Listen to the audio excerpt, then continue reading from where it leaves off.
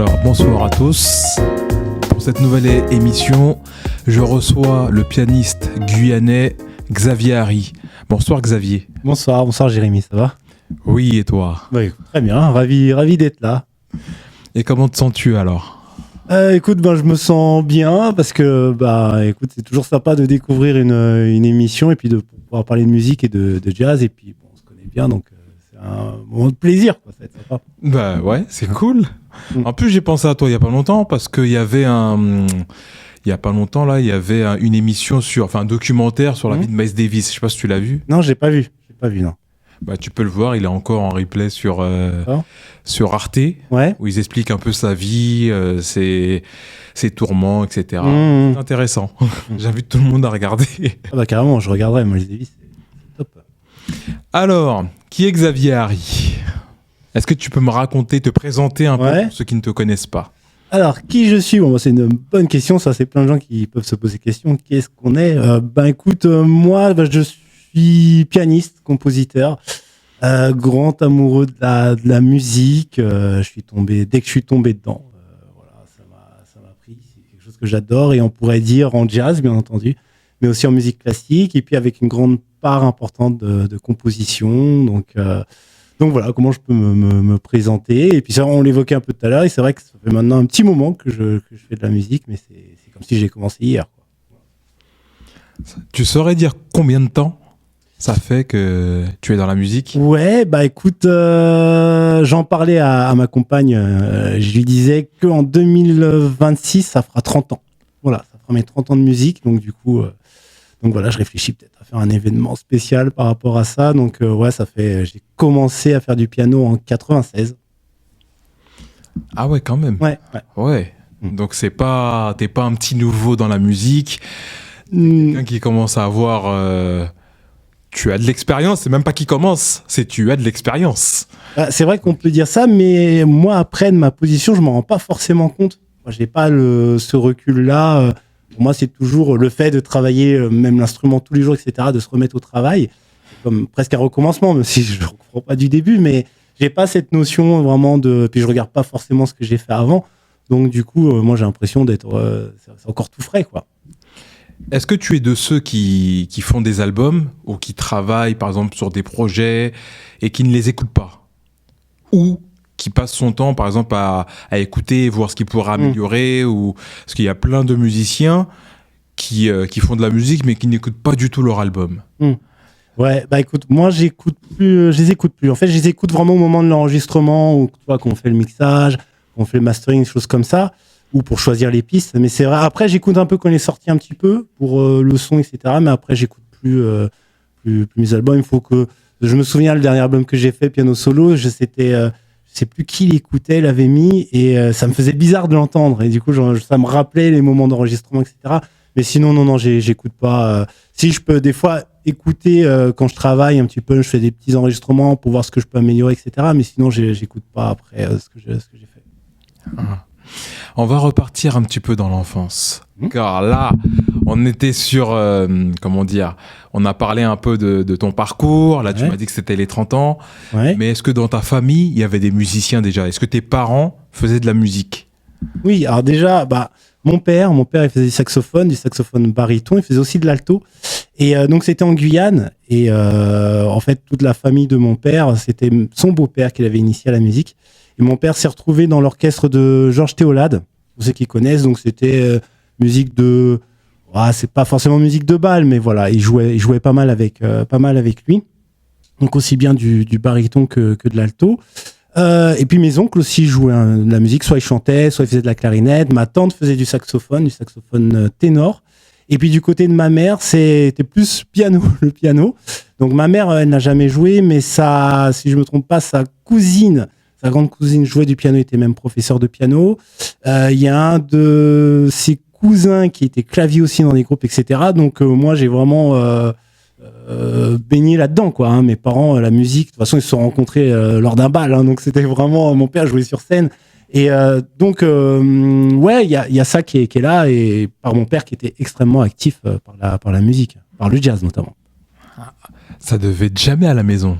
Devait y avoir des sacrées soirées entre le piano et le saxophone. Bah déjà avec le saxo, je me souviens c'est vite dit, mais il y a une photo où mon père il est avec le baryton et puis moi je suis avec un petit saxophone en plastique. Je dois avoir 3 ans, j'essaie de jouer comme lui. Après, mon père a fini par jouer de moins en moins parce que du coup en métropole, après il travaillait etc. Il avait de moins en moins de temps et puis il avait plus les musiciens qu'il connaissait là-bas pour pouvoir jouer avec eux. Mais mes parents, après, comme ils sont extrêmement mélomanes, ils passaient énormément de musique. Et même que ce soit les fêtes, d'anniversaire, etc., il y avait toujours de la musique qui était là. Donc aussi bien de la biguine que du zouk, mais surtout du jazz. Mon père, grand collectionneur de vinyles, il achetait régulièrement des vinyles et il passait du jazz comme ça à la maison. Et moi, étonnamment, c'est cette musique-là qui me parlait. Vraiment, je sais pas, ça attirait mon oreille et ça me plaisait déjà sans forcément me plaire. Mais c'est ça ça m'attirait plus que ce que je pouvais entendre de plus courant en fait. Hein. Voilà. Ouais, que les autres musiques, il y avait le zouk, il y avait d'autres styles musicaux, mais ça c'est vraiment le style de musique qui t'a parlé et qui t'a donné envie d'aller en savoir plus sur le fait de savoir jouer ou même déjà la curiosité en fait de savoir qui chantait ou qui jouait au niveau des musiciens. Ouais. Bah c'est quand j'ai commencé à faire du piano, c'est là où j'ai eu envie d'aller plus dans cette direction, dans le jazz. Et justement, je me rappelais d'un disque qu'il écoutait assez souvent, du Johnny Hodges, un saxophoniste. Et donc ouais, j'ai eu envie d'aller voir. Et du coup, même ma mère, elle a commencé à m'acheter des CD, voilà. Mais elle, du coup, comme c'était le côté piano, elle m'offrait des CD de musique classique. Et c'est là que j'ai découvert du Beethoven, du Mozart, des choses comme ça. Donc assez tôt, dès le départ, il y a classique et jazz qui se sont je veux dire pointés, qui sont venus en fait directement, voilà.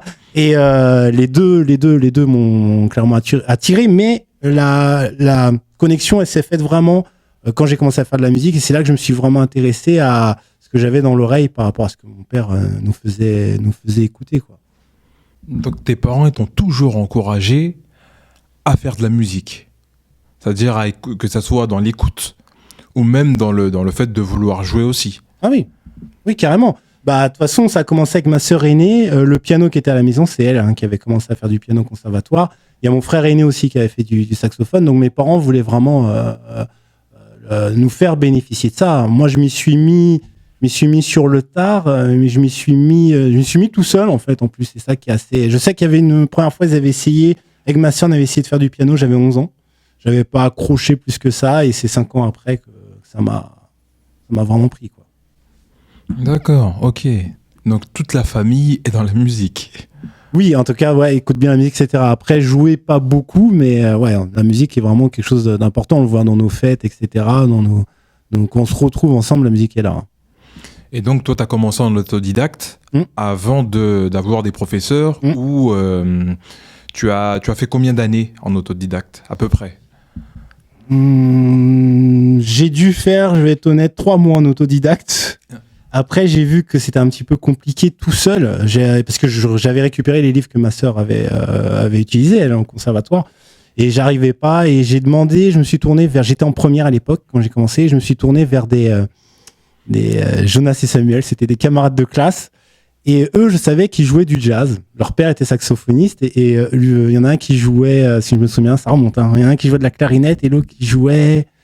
Est-ce que c'était de la trompette? Je crois que c'était de la trompette, ouais. Et je suis allé les voir et je leur ai dit, bah moi j'ai commencé le piano. Est-ce que vous pourriez pas m'aider? Et ils m'ont dit, ok. Et je suis allé toutes les semaines, j'allais chez eux faire de la musique, voilà. Je me souviens le père qui me parlait, qui me disait oui, il faut être sérieux avec la musique, etc., etc. Et chaque semaine, j'allais les voir. Du coup, ils m'avaient fait un peu le solfège, des trucs comme ça. Et puis, au bout de quelques mois, ils m'ont dit, tiens, Xavier, ils m'ont fait un super cadeau à ce moment-là. Ils m'ont dit, tiens, il y a la fête du lycée, on va jouer ensemble. Voilà, on va faire un morceau ensemble, si tu veux. Ils ont dit, nous, on a tout un truc prévu, on va jouer plusieurs morceaux, mais tu vas venir jouer avec nous, Petite fleur de Sidney Bechet. Voilà.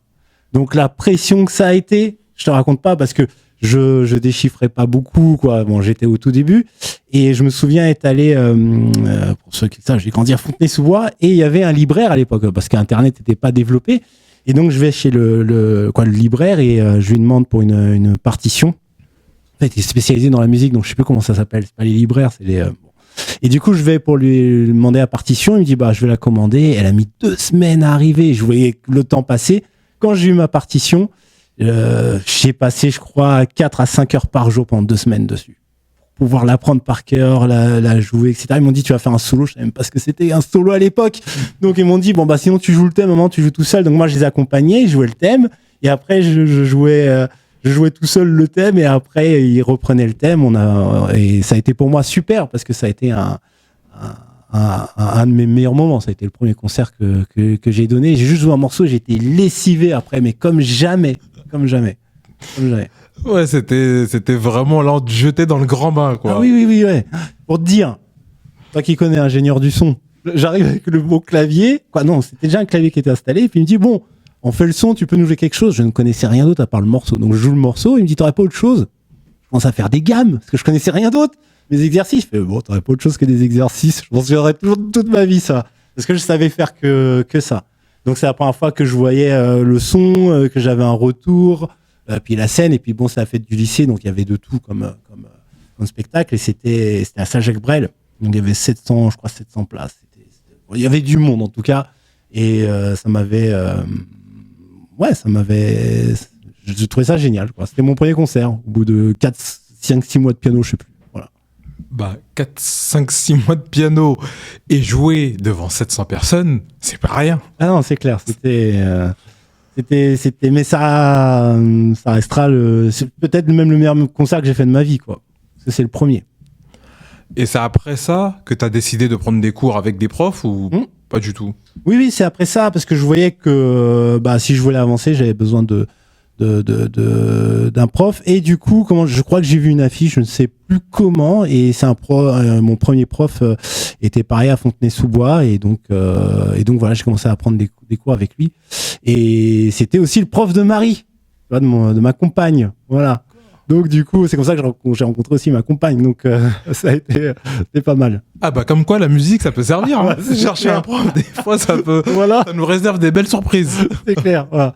Donc non, ça a commencé avec lui et après avec lui assez vite il avait monté. Moi j'ai commencé à vouloir devenir musicien et puis il m'a dit bah écoute je peux te filer un coup de main à ce niveau-là. Moi je monte une association. J'ai une association culturelle. On monte des spectacles, on fait des expositions. On peut essayer de trouver un emploi dans l'association. Comme ça, toi, tu restes en contact avec la musique, tu peux apprendre, continuer à travailler le piano et tout. C'est ce qui a pu se faire, parce qu'on avait monté à l'époque un dossier emploi jeune. On a réussi à avoir un emploi jeune. Donc, moi, j'ai travaillé dans cette association. Et c'est là que j'ai pu être en contact avec des artistes, mais de différents horizons, que ce soit des plasticiens, des sculpteurs, des chanteurs. Il y a vraiment eu, c'était vraiment intéressant parce qu'on montait des expositions, on faisait des spectacles et c'était assez ouvert. C'était pluriculturel, c'était pas musique, jazz, etc. Et donc c'est là que j'ai appris à faire de fiches de paie pour les artistes, des contrats, des trucs comme ça. J'ai appris sur le tas comme ça et ça m'a montré le métier, comment c'était. Des fois j'ai aidé à l'installation de la scène, des câbles, des machins. J'ai vu comment c'était de l'enregistrement, parce que j'ai aussi enregistré, j'ai fait clavier sur un de ses albums à mon prof. Et en fait je me rends compte que j'ai appris pas mal de choses. Donc lui il m'a vraiment appris le métier, à le prendre sérieusement, quoi. On s'amuse avec, c'est très plaisant, mais il y a le goût à la fois de l'effort et de bien faire les choses. Et c'était vraiment aussi des années hyper formatrices par rapport à ça. Ah, parce que là, ce que tu décris, c'est plus qu'être musicien, en fait. C'est vraiment découvrir tout ce qui est la scène, tout ce qui est, voir un peu l'envers du décor, pas seulement arriver et jouer. Oui. Il voulait te former. Enfin, je pense que tu vas me dire si j'ai tort, mais j'ai l'impression que ce prof-là voulait te donner un peu plus que ce que toi t'étais venu chercher. Oui, carrément. Bah c'est ça. Hein. C'était déjà c'était vraiment son. Il était comme ça. Et c'est vrai. Et c'est important. Moi, en plus, c'est des lectures que j'ai fait, si tu veux. Même Yehudi Menuhin, qui est un violoniste, j'ai lu pas mal de bouquins au départ sur les musiciens, et il disait que c'est vrai, être musicien, c'est pas que jouer de la musique, c'est aussi ce qui va avec, c'est prendre le temps pour l'inspiration, la rencontre avec les gens, c'est vrai, l'installation, toutes ces choses-là en fait. Et c'est vrai que ce premier professeur, il m'a montré que c'était important d'être assez pas sérieux, pas le terme, mais à la fois exigeant et à la fois d'aimer ce qu'on fait, mais de le prendre suffisamment au sérieux comme on aime ça, tu vois. Voilà. Donc ouais, j'ai appris les différents aspects. C'est pour ça que j'ai apprécié d'être ouvert et de rencontrer et de voir plusieurs choses, quoi. Donc là, quand tu as pris ces cours avec ce prof, là, tu as vraiment découvert tout ce qui était le solfège, tout ce qui était, enfin, la musique à l'état pur, on va dire. Ouais. Et il t'a appris à jouer aussi. Il m'a appris à jouer aussi, ouais. Lui, du coup, il m'a plus formé sur... C'est avec lui que j'ai commencé à jouer pour développer un peu la technique pianistique. Et puis comme j'étais compositeur, tout ce qui était les suites françaises de Bach, variations Goldberg de Bach. Et avec ses élèves, en fait, il faisait des stages en Lozère, hein, une fois par an, 2 ou 3 stages, je crois. Et du coup, on avait la possibilité de jouer devant des gens, soit dans des églises ou dans des salles municipales. Et c'était l'occasion, moi je présentais En plus, comme il avait plein d'élèves, je me souviens d'un concert que j'avais fait l'ouverture, j'avais joué la sonate facile de Mozart. Ensuite, j'avais joué avec une autre de ses élèves, on avait joué du Vivaldi, du piano-guitare, et après j'avais fini par une de mes compositions. Voilà. Et donc ça, c'était vraiment important, et c'est ce que je fais aujourd'hui avec mes élèves. C'est-à-dire que mes élèves, chaque année, on fait un concert au Sunside. Je les amène au Sunside pour jouer. Et je trouve que c'est hyper bien pour eux, comme ça a été bien pour moi, tu vois, de jouer devant le public et de vivre ce moment qui est exceptionnel. Parce que jouer devant les gens, en fait, c'est assez exceptionnel, en fait, comme situation. En fait, tu redonnes ce qu'on t'a donné plus jeune en tant qu'élève pianiste, et tu redonnes la chance à des élèves, enfin la chance que tu as eue toi en tant qu'élève à tes propres élèves. Parce que rappelons que tu es professeur de piano, oui, quand même. Oui, aussi. Alors, en fait, si tu veux, c'est une résonance, quoi. Je fais résonner ce que j'ai trouvé bien, que j'ai appris, je le fais aujourd'hui. Puis même moi, mon rapport avec les élèves est différent, parce que c'est dès le début de l'année, en septembre, ils me disent on va préparer ce morceau-là pour le concert, etc. Et puis tu vois, t'as pas le même rapport, et puis on parle vraiment musique. Voilà, j'essaie de les amener, de leur faire découvrir que c'est quelque chose de ultra passionnant, hein. La musique, c'est tout le monde que ça ouvre, la pratique musicale, qu'on voit. Je sais pas, tu parlais aussi bien du Miles Davis que du Bach, c'est complètement dingue la recherche que ces personnes ont fait pour développer la musique, amener des choses, créer ces sensations, et puis l'approche du son, comment tu joues du piano, comment tu fais sortir cette note, pas trop faire sortir la basse, ou si tu as envie de le faire, ce que tu ressens à ce moment-là et où tu veux aller. Bon voilà, c'est tout. C'est génial, quoi. On sent le passionné là, on sent le musicien qui est habité là. Mais ça c'est bien parce que justement, comme tu expliquais ton parcours, tu ne fais pas que du jazz. Tu ne joues pas que du jazz, tu joues aussi de la musique classique. Donc tu as cette double compétence. Parce qu'il y a beaucoup de personnes qui pensent que, voilà, quand on joue du jazz, parce qu'on dit que le jazz c'est une musique d'improvisation, mais il y a quand même des choses à apprendre. C'est comparé, quand tu vois, toi en tant que musicien de musique classique et de musicien de jazz, comment tu vois ces deux disciplines qui sont un peu différentes quand même? Elles sont différentes, si tu veux, c'est assez intéressant. Il y a pas longtemps, j'ai mis, j'aime bien les variations Goldberg de Bach. C'est vraiment un de mes objectifs, c'est de jouer ça. Et en fait, quand je joue certaines variations, il y en a qui me disent mais c'est jazzy, ça sonne jazzy ce que tu fais. Et dans la musique classique, quand je dis on me dit ça. Et dans le jazz, ils vont me dire mais ça sonne un peu classique ce que tu fais. Donc tu vois, j'ai un peu les deux, les habitudes des deux côtés. Ouais, il y a des différences, mais il y a quand même des similitudes. C'est-à-dire que, moi souvent. J'ai eu la chance d'aller avec Marie, on allait à Vienne et tout. Et j'adore Beethoven, donc on allait visiter notamment son appartement. Et Beethoven, faut savoir que il faisait des concerts et sur l'affiche, il y avait écrit jouer telle sonate, mais il y avait aussi écrit qu'il faisait de l'improvisation. C'est-à-dire que moi, c'est un exercice que j'aime beaucoup faire en concert, c'est de l'improvisation libre. C'est-à-dire que des fois, je demande même au public de me donner une note. Ça va être ma gamme de départ. Donc après, est-ce que je verrai la gamme que j'utilise mineur mélodique ou je pars sur, on ne sait pas sur quoi.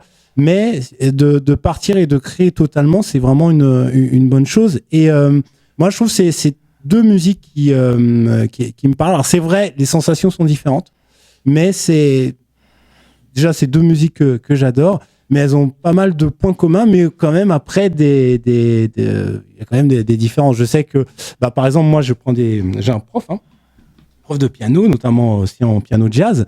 Et il me dit, Xavier, c'est bien les fins de phrase. Bon, en jazz, c'est pas douda. Faut les faire ressortir. Et moi, j'ai tendance, des fois en musique classique, de faire descendre, tu vois. Donc, j'ai des tics un peu des deux côtés. Ouais, non, c'est deux musiques. Mais après, je sais que c'est un choix que je voulais faire dès le départ, de pouvoir bien m'exprimer à travers les deux. Et c'est du taf, quoi. C'était du taf. Est-ce que c'est pas difficile de jouer de la musique classique et de jouer du jazz? Ou est-ce que c'est complémentaire, enfin ces deux styles se complètent? Comment toi tu vois la chose? Je te dirais c'est par rapport à ce que je fais quand même, par rapport à ma musique personnelle, c'est-à-dire à mes compositions au piano solo. T'as vu, moi j'aime bien, voilà, c'est des morceaux qui peuvent durer assez longtemps, 10, 15, 20 minutes, où j'aime bien le temps je joue un thème, ou après je peux changer de gamme, j'improvise aussi librement, je reviens, etc. Et j'avais besoin de cette nourriture classique pour pouvoir m'exprimer à travers ça, pour que ma musique personnelle, on va dire, ma musique intime, on pourrait dire, c'est comme ça que disait mon premier professeur, d'avoir suffisamment d'outils pour pouvoir l'exprimer comme ça, parce que j'aime beaucoup le piano solo, et notamment pas mal de pianistes, notamment de jazz, disaient qu'ils sont un peu surpris quand ils entendent jouer en piano solo, parce que c'est vrai que c'est pas forcément du standard, mais c'est ni du classique, mais j'ai besoin à la fois des éléments du jazz et des éléments du classique pour m'exprimer. Voilà, j'ai besoin de ça. Et donc, je savais que j'avais besoin d'aller picorer, mais de travailler ces deux choses-là le mieux possible pour pouvoir, moi, me faire ma propre expression. Donc, c'est un équilibre, en fait. C'est à la fois un équilibre, puis c'est aussi une question de goût. Je pense que j'aime bien les deux. J'aime vraiment bien les deux. J'aime bien... tu vois, j'ai fait un concours à New York qui était un concours de musique classique. J'étais content de faire ça, comme j'étais content d'aller faire des jams. J'ai mon trio de jazz, tu vois. Les deux m'apportent beaucoup. Voilà, vraiment, c'est le goût, je pense. Et dans tes albums, parce que là, on va rester un peu sur le côté, enfin le style de musique, c'est-à-dire qui est la musique classique et le jazz. Est-ce que dans tes albums aussi, tu mélanges les deux, c'est-à-dire tu mets un peu de classique, un peu de jazz, ou d'autres styles musicaux aussi? Ouais. Le deuxième album, il y avait un morceau en hommage à Bach. Et après, le deuxième album aussi, c'est vrai que j'en ai pas parlé, mais il y a, et puis c'est le titre de l'émission, le jazz caribéen. Moi, il y a la teinte caribéenne, la Guyane est là. Et en fait, je me souviens toujours, une des premières compositions que j'ai faites, quand j'avais 16 ans, 17 ans, je crois que c'était, ça s'appelait Sensibilité à l'époque. Je crois que le deuxième mouvement que j'ai écrit, c'était tout de suite de la Begin. Et j'étais surpris de ça, parce que je me disais, la Begin, j'en écoute pas. En plus, à l'époque, j'étais plus sur le hip-hop, voilà, et puis notamment le jazz qui m'intéressait, que mon père m'avait fait écouter. Et la Begin, j'en écoutais pas plus que ça, hein. Et c'est ce qui est sorti, vraiment. C'était là. Je me suis dit, c'est là que je me suis demandé, et c'est là que j'ai voulu comprendre et qu'il y a eu toute cette période pour moi, parce que ce chemin initiatique d'aller vers la Guyane, de faire le premier album en hommage à la Guyane, et peut-être, c'est vrai, là, mon début de parcours qui était d'être dans cette association un peu pluriculturelle. C'est pour ça que cet album, il y a à la fois de la poésie, voilà, en créole, en français, il y a de la musique, on était en quartet. Et puis, il y avait de la projection d'images. J'étais allé filmer là-bas des super images de paysages de Guyane. Et tout ça a été diffusé en même temps pendant le concert. Et c'est sur cet album qu'il y a la voix de Firmin Richard. Ouais, de Firmin, ouais, exact. Ouais. Firmin qui a accepté. Comment ça s'est fait ? C'était une amie de ma femme. Sa mère était amie avec Firmin. Donc, du coup, j'ai pu lui demander... J'ai rencontré Firmin et puis elle m'a dit ok, allez. Je me souviens toujours, on la voit au cinéma, etc. Je me souviens qu'elle était venue me chercher chez moi. Est-ce que je conduisais à l'époque ? Non. Et du coup, on allait ensemble au studio et c'était génial en plus. Elle, comme elle est guadeloupéenne, elle me disait mais j'ai mon accent, attends, faut que j'essaye je travaille ça différemment. Elle a été une crème. Vraiment, elle a été vraiment, vraiment super. Elle m'a presque donné ma chance au départ. J'ai rencontré plein de gens qui m'ont donné ma chance, qui m'ont accueilli par rapport à ce que je voulais transmettre, ce que je voulais dire. Donc, ça soit sur cet album, ça soit Firmin Richard qui a dit OK. J'ai même, moi, étant fan de Michel Petrucciani, super musicien de jazz, cherchais quelqu'un pour faire la pochette de l'album. Et puis, il y a son album que j'adore à Petrucciani, c'est quand il joue à Tokyo. Voilà, il joue au Blue Note à Tokyo. Et je regarde et je vois le nom de la personne qui a fait la pochette. Je dis bon, je cherche dans les pages blanches et je le trouve. Je l'appelle, il me dit oui, bon, ok, ouais, passez me voir. Donc je vais le voir, j'arrive, je vois. Où est-ce que je tombe? Puis il me dit oui, bah ouais, je suis le graphiste, il travaille pour une grande boîte une major, voilà. Il me dit oui, je travaille avec tel artiste, Marc Lavoine. Je me dis mais qu'est-ce que je fais là, moi? Je me dis bah qu'est-ce que. Et puis je lui ai amené les photos de Guyane, il regarde. Il me dit ok, ouais, je veux bien travailler dessus. Il me dit ouais, ça va me faire une bouée de respirer. Ouais, ton projet me plaît, etc. Voilà, c'est lui qui m'a fait mon truc. Il m'a fait pour mes 3 albums. Voilà. D'accord. Voilà. Et donc c'était sympa. Et puis il m'a dit ouais, je suis content parce que puis il avait une espèce de liberté créative aussi. Il me disait voilà, je pouvais plus faire ça. Sur les majors, c'est un peu plus compliqué parce que tout le monde intervient et puis bon bah on a moins de possibilités. Et là il me disait il y a plein de couleurs, plein de choses, je peux faire des choses, etc. Donc voilà, c'était super. Ah, ça c'est une belle rencontre ça. Ah ouais. Et Jean-Luc, voilà. Super. Et sur tes autres albums, ça a été des concepts différents. Ouais. Oui, le deuxième album, c'était quand j'ai commencé j'ai rencontré des musiciens qui étaient eux plus du côté de. En fait, c'est un bassiste qui était venu remplacer mon bassiste. Que sur mon premier album, j'avais bossé avec Michele Tacchi, qui est un super bassiste italien maintenant qui vit à Londres. Vraiment, il a joué notamment avec Antonio Farao, quoi. Bon, voilà, vraiment un super bassiste. Et puis bon, des fois, il était remplacé par Gilles, notre bassiste. Et du coup, après, j'ai bifurqué vers un autre projet, qui est le projet Sensibilité, justement. Et donc, c'est là que j'ai rencontré aussi Alain Richard, qui jouait du steel drum. Et c'était vraiment un album plus à connotation caribéenne. Et donc, j'ai notamment tourné avec eux en Guyane en 2013. On a fait une tournée en Guyane. Et donc, ouais, on a fait ce deuxième album. Je sais plus c'était quoi la question. Tu vois, j'ai ouvert des portes. Je sais plus ce que tu m'as dit.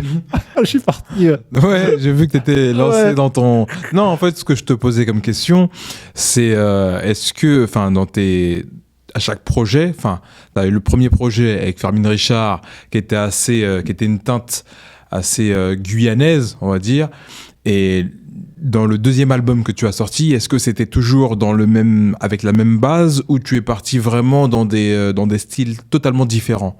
Ah, je suis parti, je suis allé plus loin. Là. Je suis même allé dans vraiment du caribéen, comme je disais, avec du steel drum, etc. De l'harmonica. J'avais Rachel Place comme harmoniciste qui jouait super bien. Et donc non, c'était vraiment plus caribéen. Les gens dansaient en fait pendant les concerts. Je jouais à la Chapelle des Lombards et c'était agréable de voir les gens danser en fait. Hein. J'avais mon titre, un des titres phares qui était Vini danser et les gens ils se levaient à chaque fois, ils dansaient. Donc on avait vraiment ce côté, on s'habillait en blanc. Je disais tout le monde en blanc comme un peu les groupes de musique cubaine et tout. Et du coup, ouais, il y avait ce côté-là. Mais je me disais toujours. Alors j'aime beaucoup cet album, mais je me sentais un petit peu, mais c'était moi qui fais les choix, un peu contraint, où j'avais fait des morceaux un peu courts, de 3 à 4 minutes, etc. Et je me disais, bon, le prochain album, je vais faire un album piano solo. J'avais déjà refusé de faire avant. J'avais eu l'occasion de faire un album piano solo, mais j'avais dit non, parce que je me sentais pas prêt. Et donc je l'ai fait. Et là, Essence of que tu connais, là c'est vraiment un album où j'ai pris mon temps. J'ai pris le temps aussi de jouer et qui a vraiment plutôt étonnamment bien marché, quoi. Vraiment très très bien marché pour le coup. Je parle en retour de gens, même de la presse, etc. Ça a été pour moi super, quoi. Et celui-là aussi qu'on avait fait en live. Oui, ça avait enregistré à l'auditorium de Romainville. Exact, ouais. Sur un beau piano qui est un Steinway quand même, super, parce que le Steinway c'est du haut de gamme, piano à queue, ouais, clairement, qui venait d'être accordé, donc. Oui, c'est vrai. Ouais, c'est vrai. Bah oui, t'étais là. Ouais, j'avais fait l'enregistrement live oui. de cet album. Ouais, du live, hein, des clips et tout qu'on avait fait. Ouais. Exactement. Ouais, il y avait même une interview aussi d'ailleurs. Oui. Il faudrait que je la reposte. Ouais. Donc effectivement, oui, c'est des souvenirs. Ça fait un moment, mais. On se connaît, hein, c'est vrai. Ouais, mais c'est vrai que c'est ce que j'y repensais là, avant qu'on fasse l'interview. J'y repensais, je me disais effectivement, j'avais fait l'enregistrement, j'avais fait la prise de son, oui, plus l'interview derrière. Ouais. Et c'était plaisant en fait d'écouter cet album-là en live, en fait. Oui, c'est vrai. Ouais, c'est vrai. Après, je suis content du très bon accueil, voilà, parce que c'était vraiment là pour le coup, je présentais vraiment, musique intime, vraiment ce qui me tenait à cœur et ça a été très très très bien reçu. Vraiment, j'y crois pas encore aujourd'hui, quoi, pour te dire vraiment, hein, parce que je pensais pas du tout. Moi, je me disais bon, c'est vrai, tu arrives avec des morceaux qui durent 15 minutes, je me dis waouh, mais déjà, au bout de 3 ans de piano, un de mes morceaux phares à l'époque qui s'appelait Désillusion, bon, que des titres un peu tristes, je sais pas pourquoi. Bon, en tout cas, il faisait 10 minutes, quoi. Déjà, mais après, en même temps, j'étais tombé en admiration devant l'album La Scalade Qu'est-ce j'arrête. Voilà, où il improvise. Le premier morceau fait 45 minutes. Et quand j'ai entendu cet album-là, je me suis dit, mais c'est la direction que je veux prendre. Pas la manière dont il joue, mais cette expression-là, quoi. Voilà. Ah. Et comme tu parlais de jazz caribéen tout à l'heure, là, quelles ont été tes influences par rapport à des musiciens ou même des musiciennes qui ont pu t'inspirer pour faire tes albums? Il y a un premier groupe. Mes parents mettaient souvent cet album, c'est Jouvet de Malavoie. Malavoie, pour moi, ça a été vraiment le. Alors si tu veux, c'est pas du jazz, mais tu sens que c'est des musiciens. Ils aiment la musique a une place importante, le traitement des arrangements des violons, etc. Moi, j'ai beaucoup aimé Malavoie. Ça m'a vraiment inspiré. Et après, quand je suis allé écouter un peu plus du jazz caribéen, je suis allé chercher, notamment, j'ai écouté pas mal Mario Canonge, Alain Jean-Marie. C'était pas les pionniers, mais vraiment. J'ai eu la chance de jouer en plus en première partie d'Alain Jean-Marie. C'est là qu'on s'était rencontrés. À Neuilly-sur-Marne. Alors, je fais une petite rectification. On s'est rencontrés au cours du concert de Mario Canonge, trio, avec Lynn Lemart et Arnaud Dolmen. J'étais là, c'est ça. Ouais, t'as fait la première partie. Ouais, c'est ça. Voilà, c'est ça. C'était à ce moment-là qu'on s'était rencontrés. C'était à ce moment-là. Et donc, c'était un super moment. Et puis Mario Canonge est un super pianiste. Voilà. On peut dire comment dire en créole, un potomitan, c'est quelqu'un qui fait partie du patrimoine musical de la Martinique. Carrément, ouais. Qui a influencé beaucoup de personnes et qui continue d'influencer énormément de personnes. Et puis je le salue d'ailleurs. Oui, carrément, oui. Quand l'émission sortira, s'il regarde l'émission, franchement, c'est quelqu'un qui a un jeu qui a influencé beaucoup de personnes. Et d'ailleurs, il me semble que tu avais fait une émission où il t'avait assisté, où tu peux raconter justement cette histoire. Parce que moi, Mario Canon, je pense que je l'ai rencontré quand j'étais en résidence au Baiser Salé, parce qu'il joue au Baiser Salé. Et moi, comme je jouais une fois par mois, j'ai dû jouer avant lui. Donc on s'est croisés là-bas.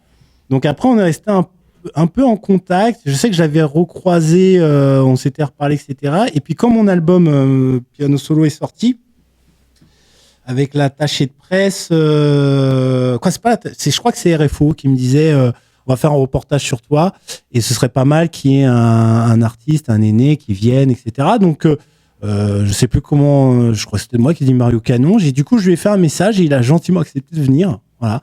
Et donc c'est un reportage où il vient, je joue du piano, il regarde et puis on parle ensemble, etc.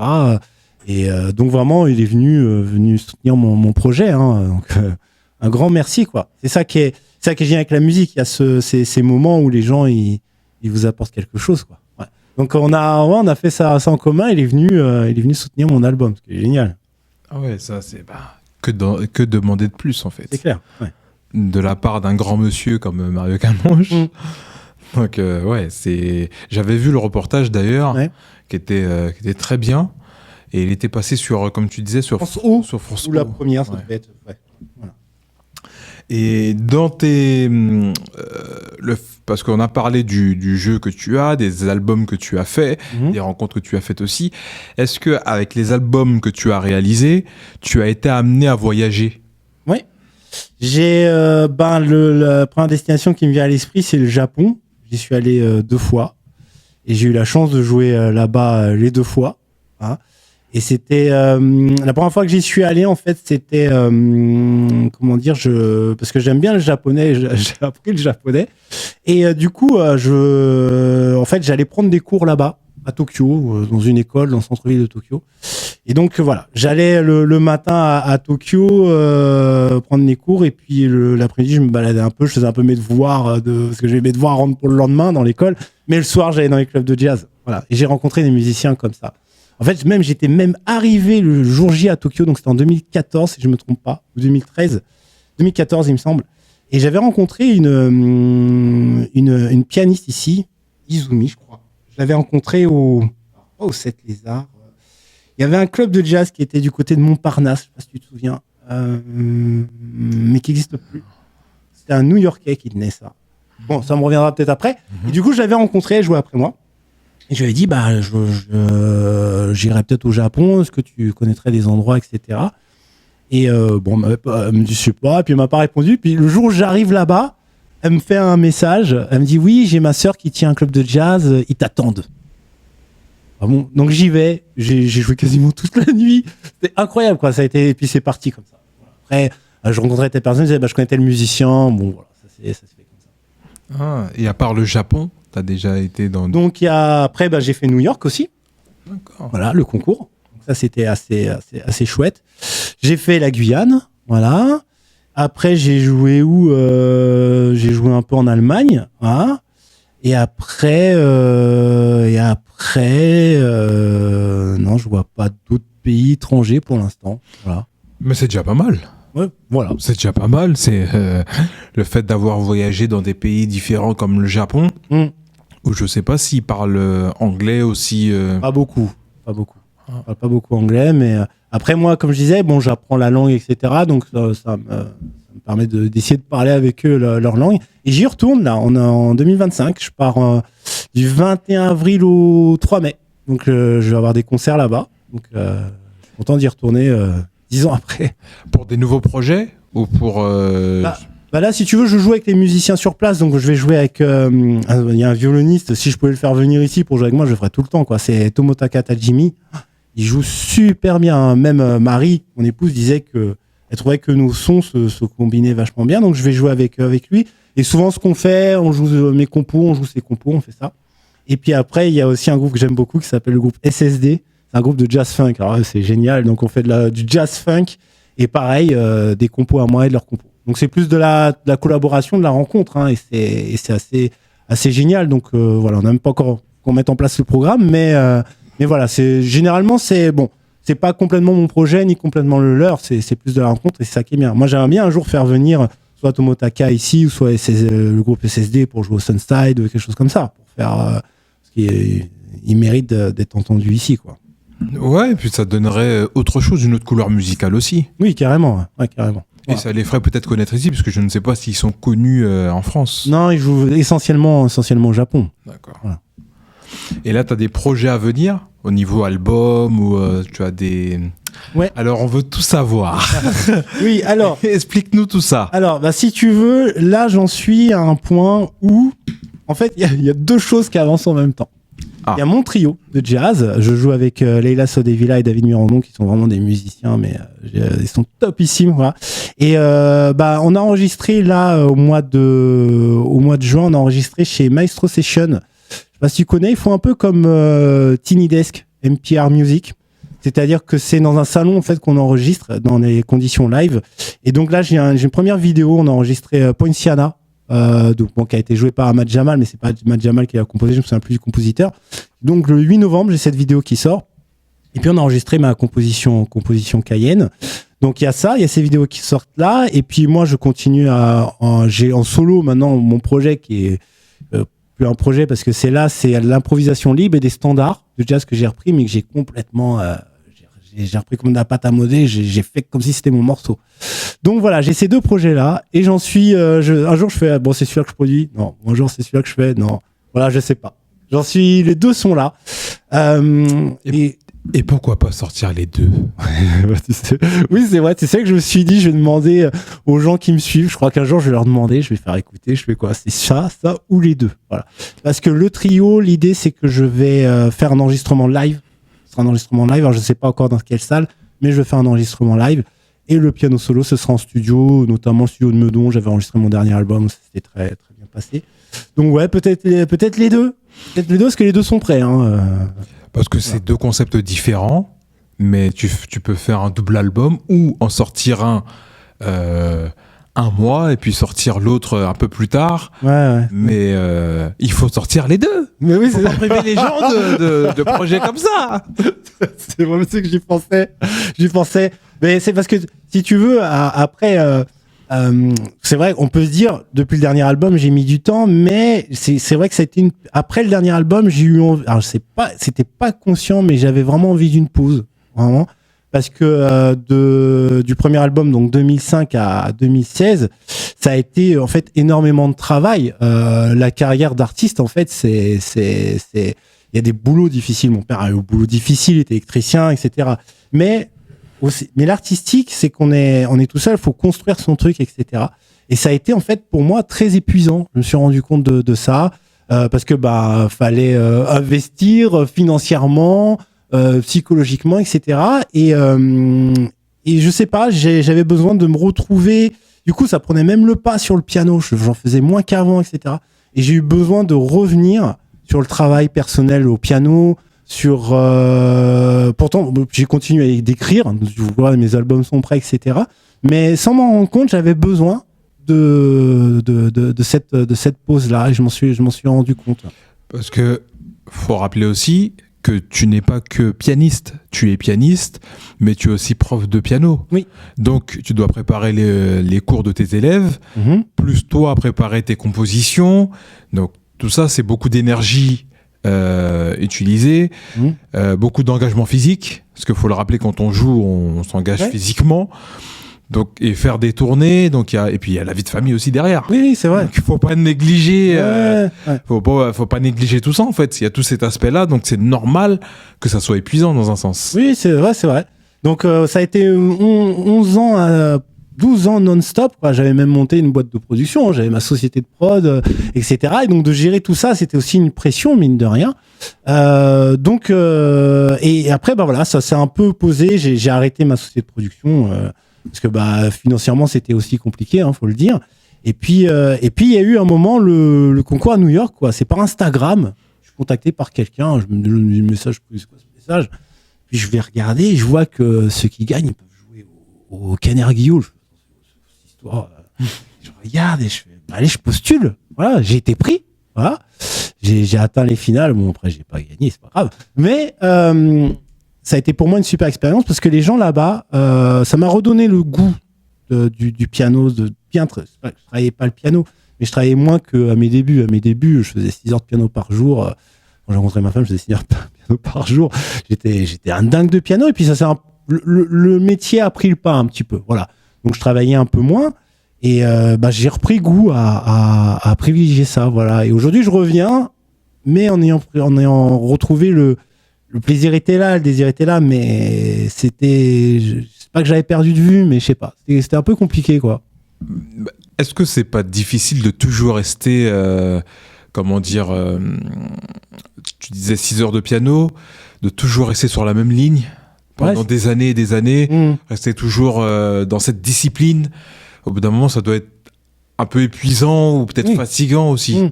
Faut trouver un équilibre. Bon, moi, je fais du piano tous les jours. Même on part en vacances avec la famille. Là, on était parti en Italie se faire un petit road trip. J'avais mon piano avec moi dans la voiture.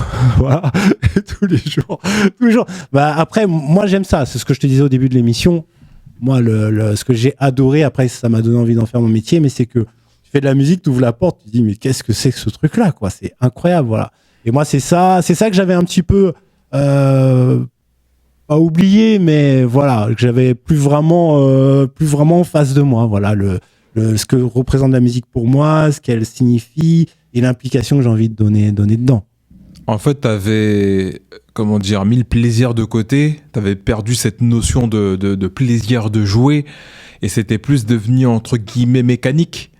Pas le jeu, mais le métier, en fait, avait pris un peu le pas. C'est-à-dire que j'avais organisé des tournées tout seul, en Guyane, tout ça. C'était des super expériences. Mais ça m'avait... puis t'es le producteur, voilà. Mais je t'en parle après coup, parce que sur le coup, ça me paraissait pas évident. Voilà. C'est là, les 5 dernières années où ça s'est pas calmé, parce que j'ai continué à faire des choses. Mais j'avais plus ce truc... Je me suis plus recentré sur ce qui m'avait animé au départ avec la musique. Voilà. Ouais, ça... Donc voilà. Et est-ce que, comment dire, aujourd'hui, tu te sens comment? Tu te sens plus en accord avec ta musique? Comment je pourrais te poser cette question? Est-ce que tu as retrouvé le plaisir de tes débuts aujourd'hui? Ah oui, carrément. Bah, en fait, moi, je suis en accord avec ma musique. Déjà, pour mon dernier album en 2016, je l'étais. Donc ça va, c'était vraiment moi-même, ma place par rapport à tout ça. Et ouais, j'ai retrouvé les sensations quand j'avais commencé la musique, etc. Pas ce pourquoi je faisais, mais ouais, c'est difficile à expliquer, mais... On va dire que tu t'es retrouvé, en fait. Oui, voilà, ouais, c'est ça. J'étais toujours là, mais je sais pas, ça m'a permis de repenser à tout ça. Mais pourtant, j'avais continué d'écrire. Mes albums étaient prêts, etc. Mais je me demandais pourquoi j'arrive pas à les sortir. Je me disais, c'est pas que je trouvais une raison, mais je les sortais pas, je faisais pas.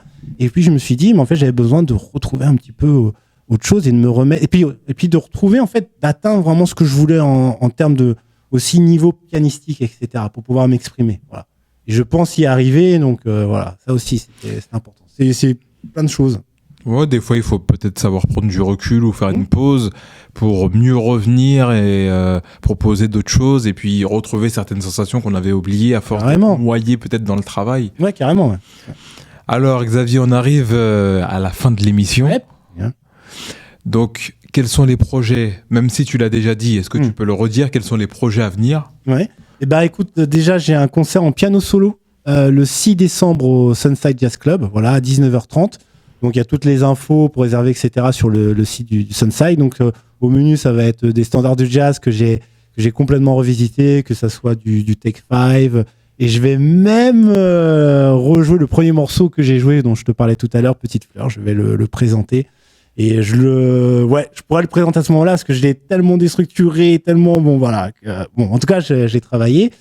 Sinon, à partir du 8 novembre, sur mes réseaux sociaux, il y a les vidéos avec le trio de jazz qui vont sortir et c'est vraiment un lieu super, le Maestro Session, c'est vraiment, vraiment génial. Après, j'ai la tournée en avril, donc au Japon, voilà. Et puis, c'est déjà pas mal. Après, il y a d'autres choses, mais je peux pas dire. Donc voilà. Les gens qui m'ont contacté mais je peux pas dire. Donc voilà. Donc, on gardera la surprise. Ouais, ça, je peux le dire. Je peux pas dire. Voilà, bon, je peux pas en parler. Voilà. Mais j'ai fait des choses pour d'autres. Voilà. Et si on veut te suivre pour connaître ton actualité, comment on fait? Alors, les réseaux sociaux, donc Xavier Harry, que ça soit Instagram, que ça soit TikTok, que ça soit YouTube, Facebook. Qu'est-ce qu'il y a d'autre encore? Ton site internet aussi. Mon site internet, c'est mieux. Donc xavierharry.com, voilà. www.xavierharry.com et là, il y a tout qui est recentré, aussi bien. Il y a les vidéos, on retrouve les reportages, il y a des photos. J'ai la chance, mon épouse est photographe, donc j'ai la chance, elle fait mes photos, donc ça c'est cool. Et puis il y a les dates de concert, il y a pas mal de choses, donc sur le site c'est assez sympa. Donc, ça c'est bien d'avoir une femme qui est photographe. Ah oui, c'est pratique, c'est mieux. Ouais. Notamment, on a une demain en plus. Elle a des clients demain pour un shooting. Je vais en profiter avant pour faire des photos. J'en profite à chaque fois. C'est comme ça. Ça c'est bien, ça d'avoir cette opportunité à domicile. Franchement, c'est pas donné à tout le monde. Hein. Ça, c'est clair. Faut en profiter, faut pas la laisser partir. Ah non, je la garde. Alors, le mot de la fin pour les personnes qui vont nous regarder.